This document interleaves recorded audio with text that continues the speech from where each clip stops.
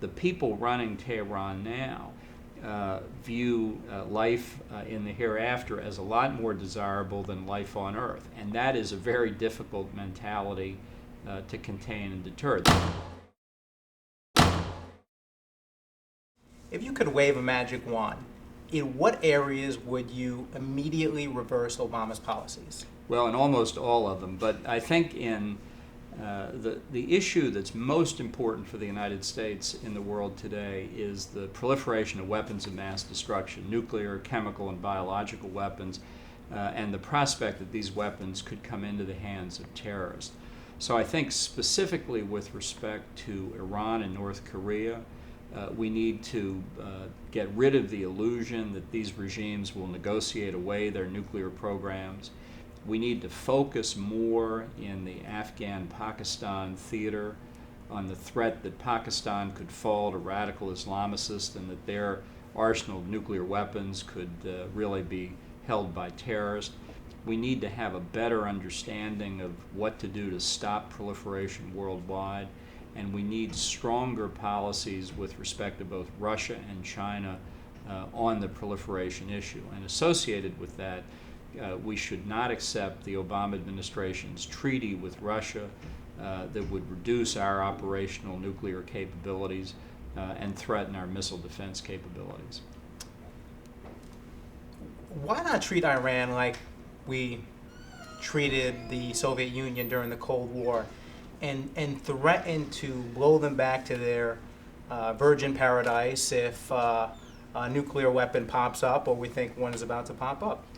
Well, the difficulty with treating Iran or North Korea or most of the states that now could get nuclear weapons as if we were in a Cold War deterrence paradigm is that their calculus is not the same as that of the Soviet Union during the Cold War. Even more fundamentally, I didn't particularly enjoy living in the Cold War under the threat of nuclear annihilation. We did what we had to do to contain and deter the Soviet Union, and ultimately that policy proved successful. But nobody should look back on it and imagine that it was an idyllic way to live. We came very, very close multiple times during the Cold War to an exchange of nuclear salvos. And it was only the very firm policy ultimately in the Reagan administration that brought the Soviet Union to its knees. But there were many times during the Cold War when weak American policies gave the Soviet Union breathing space and enabled the threat that they posed to us to continue.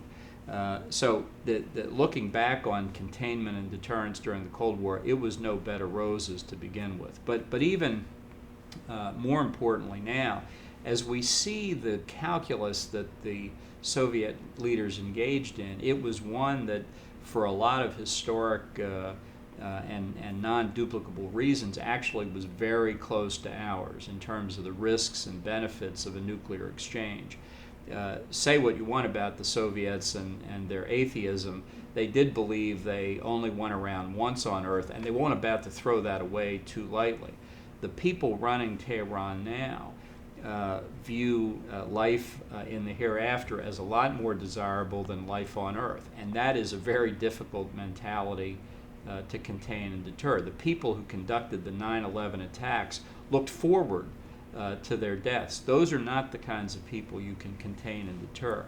So the notion that an Iran with nuclear weapons would not be that different than the Soviet Union, I think, is based on a fundamental misperception of the differences between the Cold War era Soviet Union and the Iran of today. So the threat of overwhelming force by the United States and Israel would not deter Iran from using a nuclear weapon?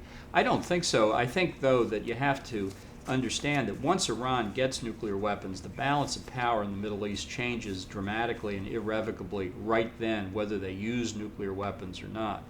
And even if I'm wrong, and that we could contain and deter Iran, as I think the Obama administration believes, I think that is now the Obama administration policy. Iran will get nuclear weapons and will contain them.